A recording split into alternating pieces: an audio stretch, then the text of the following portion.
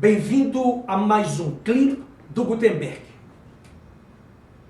A nação brasileira foi surpreendida com a notícia da morte do empresário Antônio Hermílio de Moraes, aos 86 anos de idade. Hoje, portanto, eu desejo prestar uma homenagem a um dos mais honrados e bem-sucedidos empresários do país. Este homem construiu um império com seu irmão José Hermílio de Moraes. Um empresário executivo que ampliou os negócios iniciados por seu pai, o senador José Hermílio de Moraes, em diversas áreas: metais, mineração, cimento, suco, finanças, reflorestamento, entre tantos e tantos outros negócios. Ele formou um dos maiores grupos da América Latina.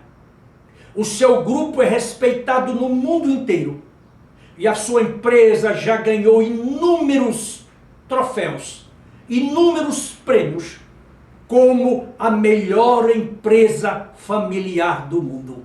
Algo invejável nos dias atuais. Eu, particularmente, tive o privilégio de trabalhar para o seu grupo em diferentes oportunidades e sempre fiquei impressionado com a sua capacidade de trabalho, com a sua simplicidade, com a sua humildade e, sobretudo, com a sua disposição pelo trabalho e amor ao seu país. Todo homem tem as suas virtudes e os seus pecados também. Dr. Antônio Hermílio de Moraes certamente não fugiu a essa regra. De Gaulle dizia que nós somente admiramos bem aquelas pessoas que não conhecemos bem. Acredito que o Dr. Antônio Hermílio de Moraes tenha mais virtudes do que vulnerabilidades. Eis algumas delas: caráter ilibado, compromisso com o trabalho duro. Ele trabalhava 12, 14 horas todos os dias. Ele tinha uma visão refinada sobre o Brasil e sobre o mundo. Ele amava o seu país de maneira profunda e responsável. Ele também tinha consideração pelos seus colaboradores, pelos seus fiéis subordinados. Ele também tinha uma vida familiar exemplar. Casado com a mesma mulher há mais de 60 anos e pai de 9 filhos. A sociedade brasileira nunca ouviu falar sobre escândalos perpetrados pelos seus filhos. Eles mantinham uma vida discreta, um padrão de vida discreto, e eram reconhecidos como tal. Mas Dr. Antônio pode ser também considerado como homem que amava a renovação, que amava a ampliação de seus conhecimentos, um homem que valorizava a educação, seguindo os passos de seu pai, José Hermílio de Moraes, que tantas vezes no Senado Federal ele falou contra o analfabetismo e ele propunha projetos para que a nação se libertasse da escravidão mental.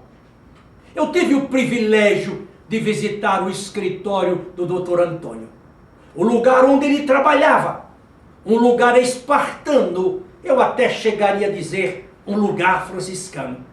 Tive o privilégio também de conhecer a sua biblioteca pessoal, uma biblioteca fantástica, com amplos livros dos mais diferentes campos do conhecimento humano: biologia, física, matemática, ciência, história, geografia, antropologia, sociologia, política, tudo o que você puder imaginar. Imaginem, esse homem que trabalhava tanto encontrava tempo para estudar, para aprofundar os seus conhecimentos. Certa ocasião, lendo o livro do José Pastore sobre Antônio Hermílio de Moraes, fiquei impressionado, sobretudo, com a ênfase que ele dava aos estudos. que as pessoas deveriam se preparar, estudar e nunca deveriam parar de fazê-lo. A sua capacidade empreendedora como líder é invejável. Em um país cujos governantes procuram atrapalhar de todos os meios e maneiras a vida daqueles que desejam empreender e trabalhar duro. Além disso, esses mesmos governantes estimulam com seus discursos vazios, ocos e marxistas a luta de classe, como fez recentemente o ex-presidente Lula, quando disse que peão não vota em patrão. Esses mesmos políticos que tratam líderes, ou que tratavam líderes como o Dr. Antônio Hermílio de Moraes, como tubarão, como ladrões, como exploradores, entre outros termos, são os mesmos que rastejam em seus escritórios por ocasião de uma eleição em busca do dinheiro fácil. São Paulo, pois, deveria erigir uma estátua de Dr. Antônio Hermílio de Moraes em uma de suas praças mais importantes ou avenidas mais visitadas. Afinal, ele engrandeceu o país. Ele fomentou a industrialização do país e também o papel importante que desempenha um empresário nacional. Somente profissionais ou políticos loucos, populistas, sem caráter, condenam o trabalho dos grandes empresários deste país. Doutor Antônio, muito obrigado pelo seu exemplo de dignidade.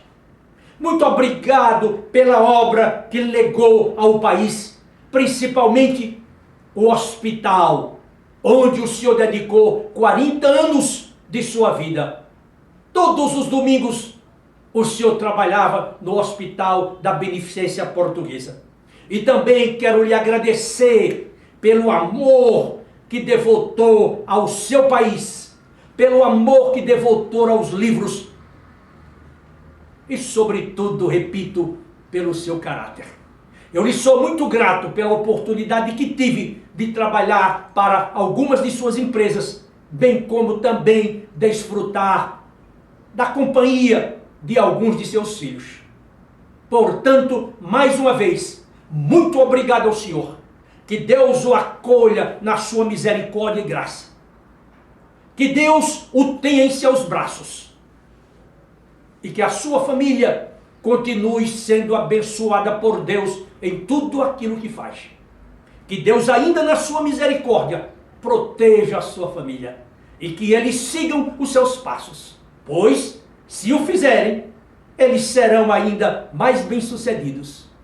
Eu agora quero convidar você para visitar o site da Gutenberg Consultores, porque lá você encontrará artigos, livros e muitas sugestões para que você faça uma carreira bem-sucedida.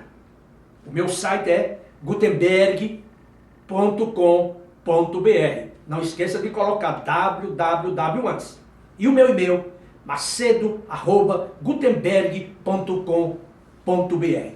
Muito obrigado a você pela sua atenção. E eu espero que você leia sobre a vida deste grande empresário, Dr. Antônio Hermílio de Moraes, e que você se inspire nele, para que você possa ter uma carreira bem-sucedida ou mesmo um negócio próprio bem-sucedido.